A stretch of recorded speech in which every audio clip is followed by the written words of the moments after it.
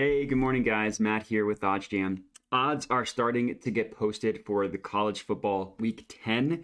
We are now in week 10 of college football, which is just insane. But sportsbooks are starting to post lines, which means we can find value on early line shopping books that are posting lines early that have some sort of mismatch because they haven't been able to update their odds yet. So what I'm going to be doing is locking in two early college football bets for you guys. Both bets found using OddsJam, using the positive expected value page, finding value, especially when lines first open and you are able to get profitable bets before sportsbooks really have time to update their lines. The sharp ones are going to be on top of stuff. The more square ones are not, which means that we have some betting opportunities to take advantage of. So what I have up here, OddsJam, the positive EV page. And the first play that we're going to look at is the over in the UCLA versus Arizona State games. This is going to be half of a unit play. The over, not the under. I have misclicked there. Going to be half a unit, $50 for me. Bet has been locked in. So let me just add this one to my bet tracker real quick and we can chat about it. So as I mentioned, the play is UCLA versus Arizona State over 61.5. So the no vig odds that OddsJam calculates prices this to be about minus 111. We can get it, and we did get it, at minus 110 at FanDuel. So the gap between these two numbers, that's where your positive expected value comes from. The no vig odds that OddsJam calculates, this number is based off of a bunch of back testing, right? OddsJam collected a bunch of data trying to determine what sportsbooks are the best at pricing odds. So this no vig odds number that you see here, it's back tested from a bunch of betting opportunities that OddsJam used, created a formula to determine what sportsbooks are the sharpest, and then removed the vig. So no vig odds minus 111. Another thing that I like to do for totals and spreads is if you click open a play, it pulls up where every sportsbook prices the individual play itself. So in this case, like the over under 61.5, right? But if you click this view event page and you open it up in a new tab, it pulls up where every other sportsbook prices the total itself. So we're not just looking at the individual total of 61.5, but where do sportsbooks price the main line of this total to be? And literally every other book prices it above this number. FanDuel is the only one that has the main line at 61.5.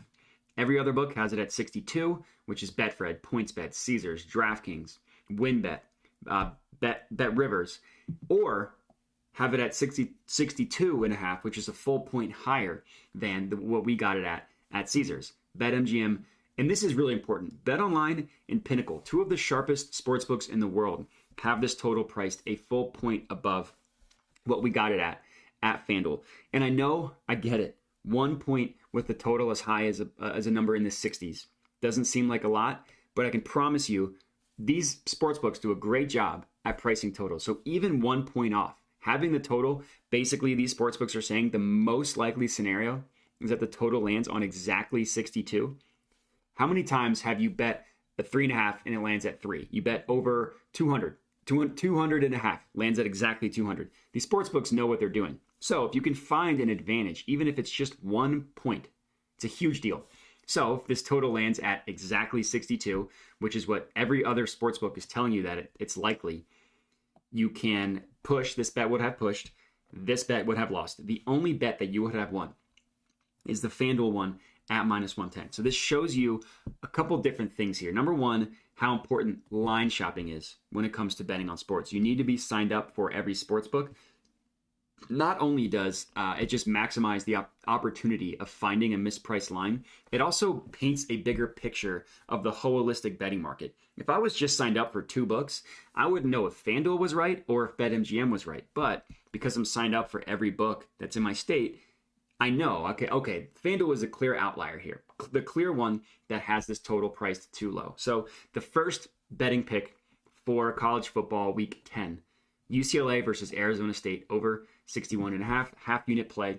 The next one that we're going to lock in here is Texas A&M minus 3 against Florida. So let me go ahead and lock this one in. Going to put another half unit play on this one, $50 on Texas A&M minus 3. That one has been placed. So let's chat about this one. minus 107 at PointsBet. No Big Line has this at about minus 108. So again, the gap between those two numbers is where your positive expected value comes from. So this play, minus 107 is a pretty good line, but it does look like most books at least price this prop at 3, right?